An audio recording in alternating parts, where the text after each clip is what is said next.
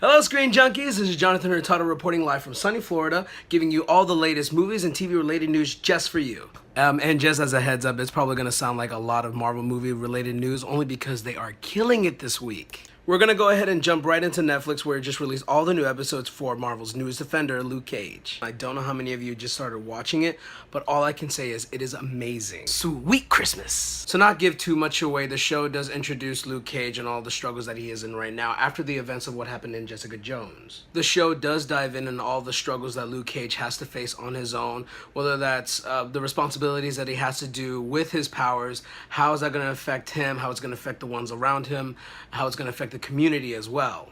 The show really dives in its own civil war of everybody else's opinion on, oh, I like what this superhero is doing. Oh no, these superheroes really have no matter in what's going on in our daily lives, and look what's happening. No, but they do it for the best. So you get the idea of how the community really feels on these superpowered people that we know and love. And again, not to get too spoilery, I'm just gonna share one little thing that I really love about the show.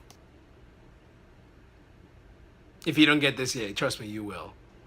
The city of Harlem really plays a big role in this as well. The atmosphere that you get to see of the people living there as well, and the music. The music is spot on. I love the music. Netflix is coming into its own, I think. It's not only with just the Marvel franchises with Luke Cage, Jessica Jones, Daredevil, now the upcoming Iron Fist, and soon Defenders. Their original series such as The Get Down, Bloodline, Narcos, House of Cards, and of course one of my favorites, Stranger Things. And while we're on the subject, I'd like to take a few moments right now to start a little segment known as Weekly Recommendations, where you as viewers can go down there on the comment section down below, give me your weekly recommendations for your own. I strongly believe that the biggest form of advertisement is word of mouth.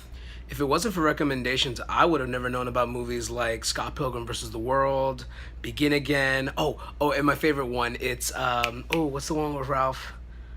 The Grand Budapest Hotel. That's the one. And I'm very grateful that someone opened my eyes to those movies because I love those movies so much.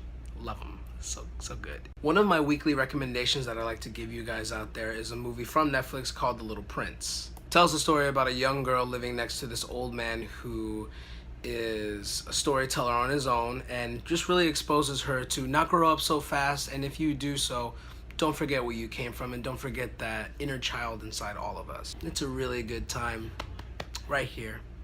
So viewers, please let me know your weekly recommendations, whether that's a movie, TV show, podcast. Just really let us know what things you like that you don't think other people are aware of, and that's how we connect. It's great to share. Stepping away from Netflix right now, I think I have to introduce this with the following captions. So many set photos. Guys, the internet has exploded with so many brand new Spider-Man set photos. In these set photos, we see him chilling on a guardrail. They're really just different angles of the same shot, but the one that I like is this one. This one right here. Look at him. He's coming down on a bicycle, and well, my guess is that he's on the bicycle. Maybe his web shooters right now, which is something that I've really wanted to see if his web shooters run out and it's become like a struggle for him. Like, what's his backup plan? And this one too. Look at him. He's so happy next to that cop car. It's really refreshing to see these actors just happy of what they're doing. There's also pictures of him in going to different hospitals, different events, just really promoting himself as, hey, I'm your new friendly neighborhood Spider-Man. And that's really all I want in my new Spider-Man. In all honesty, I like Tobey Maguire's Peter Parker, but I did like Andrew Garfield's Spider-Man. And it was a complete imbalance of the two. And this one, it's just going back to roots. You know, he's a teenager struggling with his daily activities. If you've ever watched the Spectacular Spider-Man show, which only ran for 2 seasons, and it should really come back, that show shows a real struggle of Peter Parker's responsibilities, how he handles his friends, how his friends see him in this whole high school environment. And I feel like we're getting that in this Spider-Man Homecoming. So I'm just extremely excited to see what they got going on over there. While we're on the subject of Marvel, I want to bring up that Marvel Cinematic Universe webpage has already released its roster for its confirmed Avengers to appear in the Infinity War. On that roster, we do have Tony Stark, Captain America, the Hulk, Scarlet Witch, Peter Quill, Vision, Doctor Strange, Bucky, and Loki. Now, out of all of them, the one that really catches my eye is Peter Quill. So, out of all of them, the one most interesting to me is probably going to be Peter Quill. What surprises me more is that we don't get to see the rest of the Guardians of the Galaxy on that list. Maybe they haven't confirmed yet, or maybe they're not going to play a big role in this movie. Now, we don't know much about what's going to happen in the next movie, but all we do know is that he is going to meet his father, who's going to be Ego, the living planet. Which is going to be interesting for me to see. Maybe that's how he gets his element gun. You get it?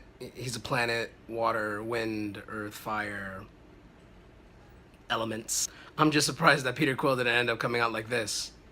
Oh, editors. Editors, why? Why?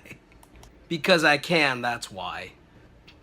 And also, no Ant-Man. That's going to be interesting because he just debuted his new power, which is going huge, and that's going to help during the attack on Thanos. But to be fair, we're not going to know what's going to happen in Ant-Man and the Wasp, so maybe whatever happens in that movie is going to relate to why he's not going to be a part of the Infinity War, or at least part 1's. There's still part 2, so there's still time. Stephen Strange is going to be interesting to see as well. It was just confirmed earlier this week that one of the Infinity Stones is going to be located inside his Eye of Agamotto, which is a little disheartening since we know Thanos is going to have all stones to power his Infinity Gauntlet. And much like Vision, if the Infinity Stone is the source of his power, we're going to have to see that power go away. Now, maybe not all of his power, maybe it's amplified by the fact that there's an Infinity Stone in his Eye of Agamotto, so he probably is going to be able to still do a few of his power sets, but I don't think they're going to pack as much of a punch since he's probably going to have to lose the Eye of Agamotto soon. All hats to you, Marvel. You're doing a really good job out there. Also, while watching the scenes from Doctor Strange's car crash, a few of my friends did point out something. It was a car crash. And in the Winter Soldier, they clearly state that Doctor Strange was one of them, one of the threats of Hydra's. And the time frame of when Doctor Strange got in his accident is not clear. So one of the speculations is Bucky's the one that caused his accident to happen in the first place. Since it's made very, very, very, very clear that Bucky really likes causing car crashes. Like here, and there. It's fun to speculate. Jumping into a little bit of TV news, Marvel's Agents of S.H.I.E.L.D. is getting really, really good, and I love the fact that they're introducing a brand new Ghost Rider into its show. Now, a lot of people were very unclear of why not just Johnny Blaze, and I say it's better to introduce Robbie Reyes as their Ghost Rider because Robbie Reyes is, I think that the tone of his story fits more into the show itself. And also, let's not forget that the current run of Ghost Rider is Robbie Reyes' story. Now, this is perfectly fine with me since when I was growing up, I was really into Justice League and Justice League Unlimited, and my first introduction to Green Lantern wasn't Hal Jordan, it was John Stewart, as well as my introduction to The Flash wasn't Barry Allen, it was Wally West. So if they're going to introduce a new Ghost Rider into the franchise now, it might as well be with Robbie Reyes, just so that they can gravitate towards it more. And that's not to say that they won't later know about Johnny Blaze, it's just a better way to do it. You know what the crazy thing is? While I was editing this video, someone brought to my attention of new Disney movie news that's going on right now. One of the new Disney movies that are coming out right now is Beauty and the Beast, which is the live adaptation done by Emma Watson. It looks like she's in the library from the beginning of the old traditional movie right here. Alright, so in this next picture, we actually get to see what the Beast is going to look like in this movie. And the detail on everything is amazing, though. The windows, the horns, the fur, the outfits on both of them. I'm loving what they're doing with this adaptation, just with the detail alone, and just one picture is enough to say. The only thing I wish that was different in this picture is, you know, Emma Watson smiling. You're trying to be friends at this scene. Come on, he likes you. Smile, girl. And last but not least, the whole scene of when they're doing the Gaston song, you get to see everybody. It looks like they're dancing around Gaston while he's just the real belle of the ball. Pardon my puns, but I just love this what they're doing with this movie so much, just by the sets and just by the still photos as it is. The reason why I'm so excited for this movie is because I'm a huge Glenn Keane fan. I love what he did when his time in Disney with Beauty and the Beast, of course, The Little Mermaid, Aladdin as well, and one that not a lot of people talk about, which is Treasure Planet. I love that movie. I love it. it did so well for me at least. I guess it just didn't reach that much recognition when it was first released. But it's a very underrated movie, and I think all of you should really check it out. What I'm starting to enjoy about the live adaptations is just the fact that it's an homage to the originals whilst trying to do something on their own completely. Like for instance, they're trying to tone down the songs, which I personally am okay with. I think that deserves its own in the animated versions, and just like what they did in the Jungle Book. I like how it's more of a catchphrase than it is a song. Like Ka, instead of singing, trust in me, it's something that she says as opposed to something she sings. Unlike what we got with Christopher Walken, but they were just trying to be goofy. I think some songs is okay, but it's starting to die down. And it's going to be more interesting to see what they do. I think there's talks to The Lion King, and I'm not sure about that one. I think they pretty much nailed it with the animated version. So only time will tell. So let's just keep an open mind on what's going on. Trust Disney. Disney by now, it's got Marvel, Star Wars. It's got Star Wars now. Disney's fine. Don't worry about Disney. Just go into the movie theater. You'll be fine. Okay, guys. One last thing before we get out of here. If you're an artist and you feel like you haven't had the opportunity to showcase what you have, I really encourage you to submit your ideas to our inbox so that we as Screen Junkies can show them for you. Art is such a wonderful thing, and the universe has given you an opportunity to expose your ideas in your head and put it on something that people can see. Don't forget, a lot of the stuff that we love seeing now was done by storytellers, screenwriters, artists who just came together and said, I want to push my imagination to its boundaries and beyond. And that's how we got all of this good stuff for us to see. Our t-shirts, our little Funko Pops, our television shows.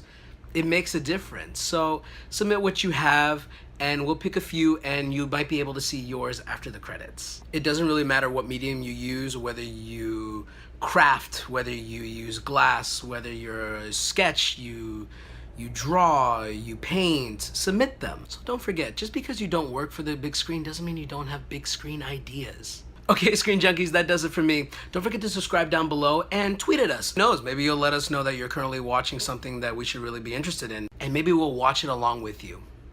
That's how the internet works. I'm Jonathan Nurtado, and that does it for me. Bye-bye. Okay, so this last bit is for the people at Screen Junkies. I just wanted to let you know that I've been a huge fan of Screen Junkies ever since I first saw the honest for the Avengers, and ever since then I've been hooked. I have the app. I follow some of you guys on Twitter, and I don't even use Twitter, but I like what you guys do so much that I ended up getting an account with you. So yes, I live in Florida, but trust me, if this ever pans out to be anything, I have no problem finding some way to get there to you guys to follow my dream. It's always been a pursuit of mine to be in the after credits of a movie. I'm probably the only guy I know that actually stays after the movie just to read who's been like participating in the movies that I love watching. So yeah, I never make any kind of videos like this. It's my first time actually just putting myself out there and see what happens. And no worries if I don't end up being the candidate that you're looking for. I still love following you guys, listening to you guys. Just keep doing what you're doing, okay?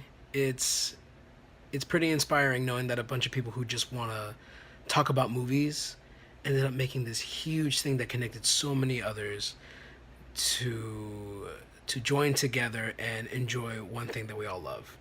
Okay? All right, guys. Well, good luck. All right. I wish all of you the best, and I'll see you later.